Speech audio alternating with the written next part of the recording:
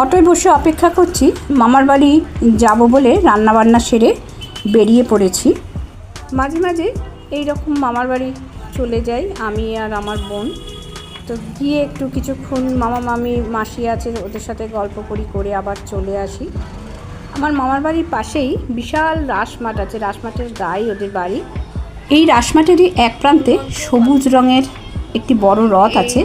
রথের সময় রথটাকে বেশ সাজিয়ে গুছিয়ে, এই যে রথটা সাজিয়ে গুছিয়ে জগন্নাথ দেবকে নিয়ে রথটা মাসির বাড়ি যাত্রা করে। এটা দোল মঞ্চ। রাসের সময় রাধাকৃষ্ণ রাস উৎসব হয় ওই দোল মঞ্চে। আর রথের সময় এই সবুজ রঙের এই রথটাই জগন্নাথ দেবকে নিয়ে মাসির বাড়ির উদ্দেশ্যে যাত্রা করে। মাঠের উল্টো দিকেই মাসির বাড়ি। সামনে এটা হচ্ছে নহবতখানা, কমলা রঙের দেখা যাচ্ছে। আর আছে দেউরি, জমিদার বাড়ির দেউরি।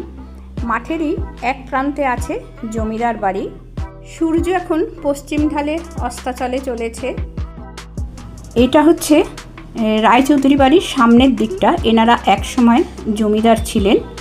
এখন সামনের দিকটা প্রায় বেশিরভাগই ভেঙে গেছে, গাছপালা জঙ্গল হয়ে গেছে, কিন্তু ভিতর বাড়িতে কিছু শরিকের এখনও বসবাস আছে। রং টং করে সারিয়ে টারিয়ে নেওয়া হয়েছে। এই চৌধুরী বাড়ির মূল দরজার সামনে এই যে সাদা রঙের যেটা দেখা যাচ্ছে, এই মূল দরজার সামনে গিয়ে দেখি তালা ঝুলছে, তার মানে ভিতরে এখন ঢোকার কোনো অনুমতি নেই। আর এখানে যে বাঁশ বাঁধা হচ্ছে, এটা একটা নিশ্চয়ই কোনো অনুষ্ঠান আছে। এই মাঠে প্রায় নানা রকম অনুষ্ঠান হয়। রথের সময় তো মেলা হয়, মাসখানেক থাকে। রাসের সময়ও মেলা হয়। রাসের সময় সার্কাসও আসে। আবার বছরে বিভিন্ন সময় বিভিন্ন খেলার টুর্নামেন্ট হয় এখানে। আবার বিভিন্ন রাজনৈতিক দলের মিটিংও হয় এখানে। মানে সারা বছর কিছু না কিছু লেগেই থাকে এই বিশাল মাঠে। যাই হোক, রাসমাঠটা পরে একদিন ভালো করে দেখাবো, এখন প্রায় সন্ধে হয়ে এসেছে। এবার দেখাবো এঁচোড়। যে এঁচোড়ের জন্য আজকে মামার বাড়িতে ঘুরতে আসা।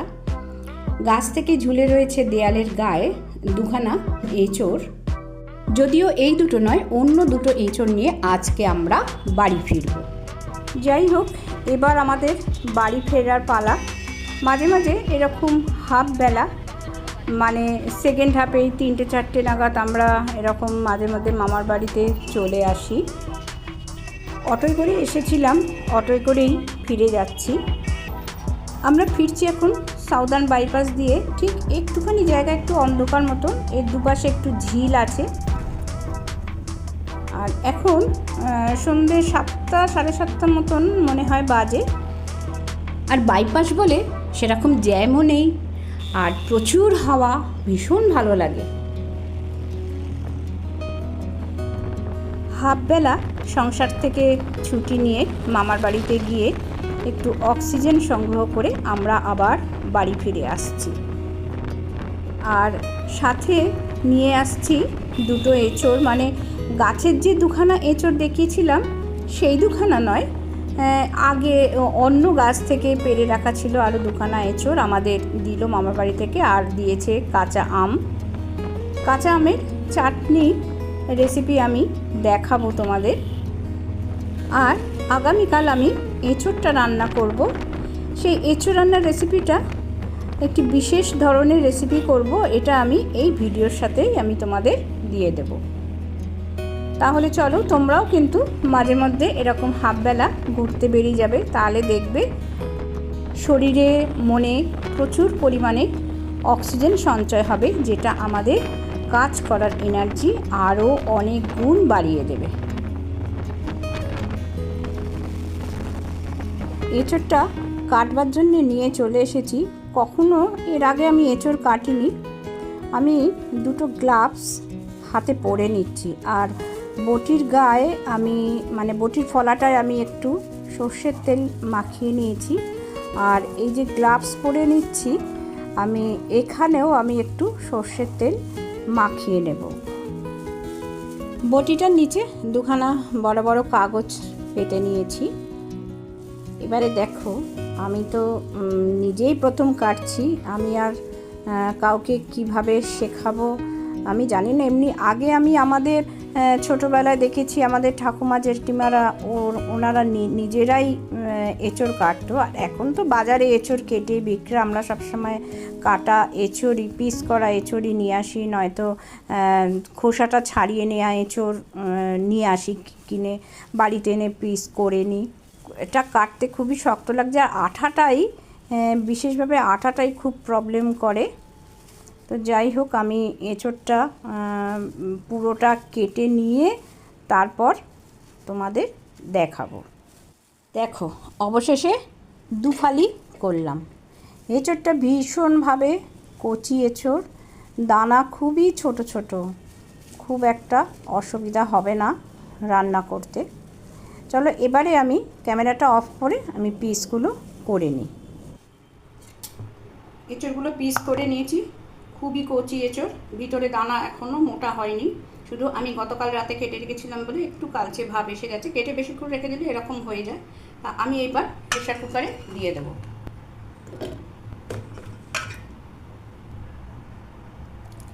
জল দিয়ে দিলাম, একটু লবণ দিলাম,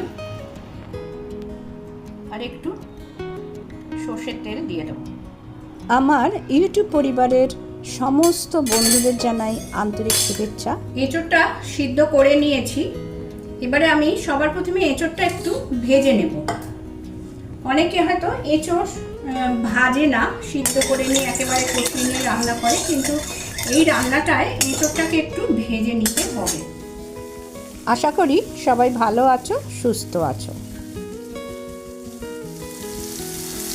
এটা লবণ দিয়ে সিদ্ধ করা, আর এই ভাজার মধ্যে আমি একটু হলুদ দিয়ে দিলাম। যারা আমার এই ভিডিওটা দেখছো তারা কিন্তু ভিডিওর কোনো অংশ স্কিপ করে দেখো না।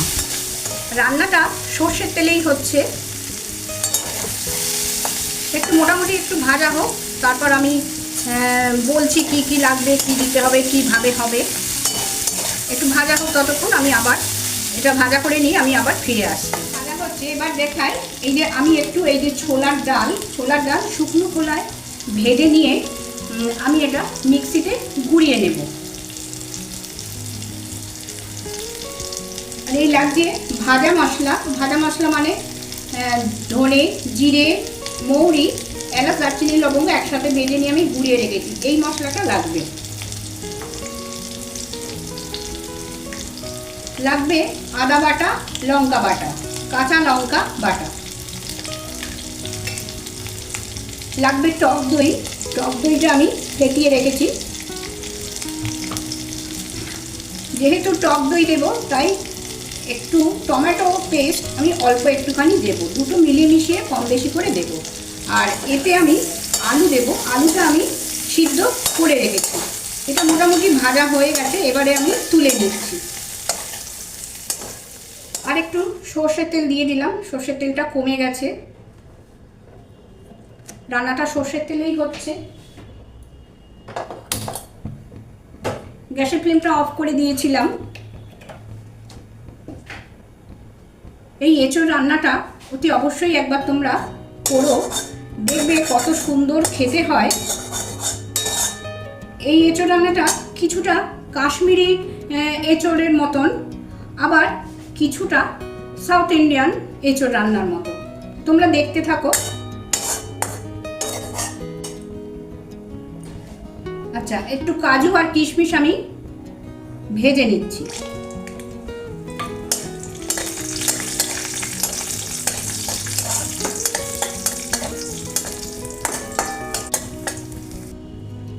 কাজু কিশমিশ তুলে নিলাম, দিয়ে দিলাম একটু শুকনো লঙ্কা ফোড়ন, দিয়ে দিলাম তেজপাতা,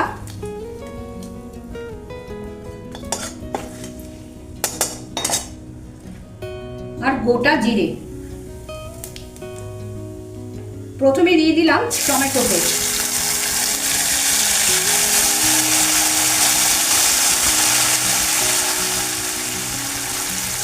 টমেটো পেস্টটা ভালোভাবে ভাজা হয়ে গেছে। এবারে দিয়ে দিলাম আদা আর কাঁচা লঙ্কা বাটা,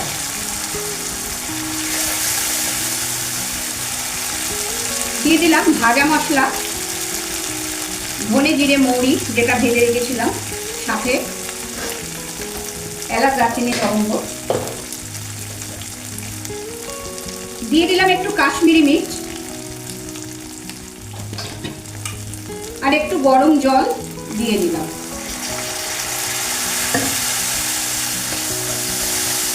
দিয়ে দিলাম একটু হলুদ,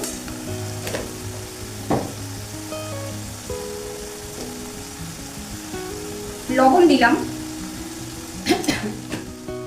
অল্প একটুখানি বিশেষ ইনগ্রিডিয়েন্টসের জন্য এঁচোড়ের এই রেসিপিটা কিন্তু অত্যন্ত সুন্দর, অসাধারণভাবে তৈরি হয় আর খেতেও ভীষণ ভালো লাগে। এই রান্নাটি ভাত, রুটি, লুচি, পরোটা যে কোনো কিছুর সাথেই কিন্তু খাওয়া যাবে। মশলাটা ভালোভাবে কষানো হয়ে গেছে, এইবার দিয়ে দেব টক দই।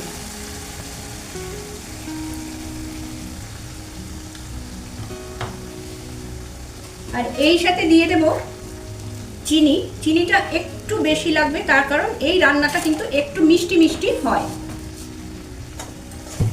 একটু মিষ্টি মিষ্টি ঝাল ঝাল হয়। আমি গোটা গরম মশলা তেলে ফোড়ন দিইনি, যদি কেউ মনে করে গোটা গরম মশলা তেলে ফোড়ন দেবে দিতে পারে, এই জন্য দিইনি। আমি যেহেতু ভাজা মশলা দিচ্ছি, ভাজা মশলাতে গোটা গরম মশলা ভেজে দেওয়া থাকে, সেই জন্য আমি দিইনি। তবে একদম শেষে নামিয়ে আমি সামান্য একটু গরম মশলা গুঁড়ো আমার আলাদা করে তৈরি করা থাকে, সেটা দিয়ে দেবো।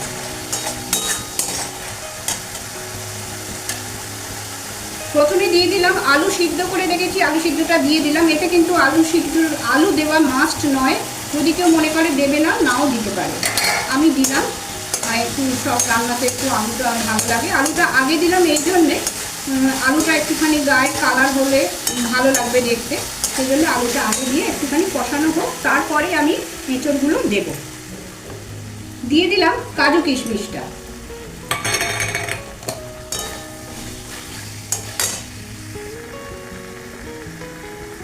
আলুটার গায়ে কালার হয়েছে, এবার আমি ভেজে রাখা এঁচোড়গুলো দিয়ে দিলাম। একটু সামান্য গরম জল দিয়ে দিলাম, নয়তো কষানো যাবে না। অল্প 1 চামচ চারমগজ বাটা দিয়ে দিলাম। যেহেতু এতে গোটা কাজু দিচ্ছি, তাই কাজু বাটাটা আর দিলাম না।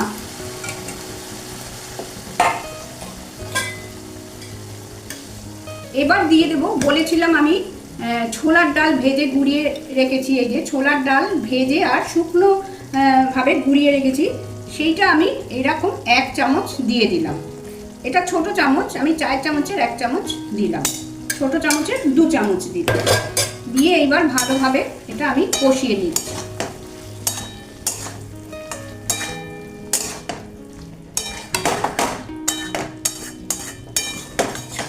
আর যদি কেউ বেসন দিয়ে রান্না করে, তাহলে কিন্তু তেলেতে ফোড়ন দেওয়ার সময় কিন্তু বেসনটা দিয়ে নিতে হবে। আর যেহেতু এই ছোলার ডালটা ভেজে গুঁড়িয়ে রেখেছি, তাই এটা আমি এতটাই পরে দিলাম, কষানোর সময় দিলাম। তাহলে এটা আমি কিছুক্ষণ কষিয়ে নিই, তারপর আমি আবার ফিরে আসি। তাহলে মামার বাড়ি থেকে এঁচোড় এনে তোমাদের দেখিয়েছি। এনে সেই এঁচোড়টা আমি কোনোদিন এঁচোড় নিজে হাতে কাটিনি, কিন্তু এবারে কাটলাম, কেটে সেই এঁচোড়টা রান্না করলাম। এঁচোড়টা ভীষণ ভালো। এটা একটুখানি ভালোভাবে কষিয়ে নিয়ে আমি একটু গরম জল দিয়ে দেবো। যত ভালোভাবে কষানো হবে, টেস্ট আরও বাড়বে। কষাতে কষাতে মশলাটা পুড়ে যাবে, এইরকমভাবে যেন কষানো না হয়। মশলার মধ্যে যেন জলীয় ভাবটা থাকে। মশলা পুড়ে গেলে সেটা স্বাস্থ্যের পক্ষেও ভালো না, আর খাওয়াটাও মানে স্বাদটাও নষ্ট হয়ে যায়। এখন এঁচোড়গুলো কচি এঁচোড়, কিন্তু কি সুন্দর গোটা গোটা আছে এখনো। এবারে হয়ে গেছে কষানো, আমি দিয়ে দিলাম একটু গরম জল, আর একটু জল লাগবে আমি দিয়ে দেবো।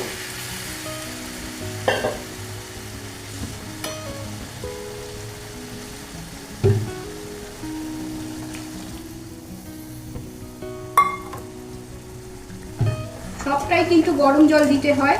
মশলা কষানোর পরে যে জলটা রান্নাতে দিতে হয়, সেটা সবটাই কিন্তু গরম জল দিতে হয়। এবারে আমি ভেতর থেকে এই লঙ্কাটা তুলে নেব, আর একটা লঙ্কা আছে সেটাও তুলে নেব।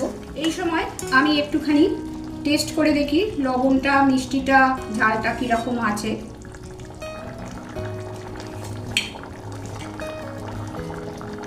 10 মিনিট ফুটিয়ে নিয়ে আমি ফিরে এলাম, একদম রেডি হয়ে গেছে। দিয়ে দিচ্ছি অল্প করে একটু গরম মশলা, গ্যাসের ফ্লেমটা অফ করে দিলাম, আর দিয়ে দিলাম একটু ঘি।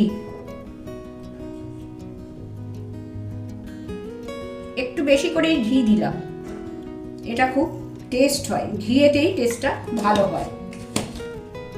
দিয়ে এবারে একটুখানি চাপা দিয়ে রেখে দেব। চাপা দেওয়া থাকলো।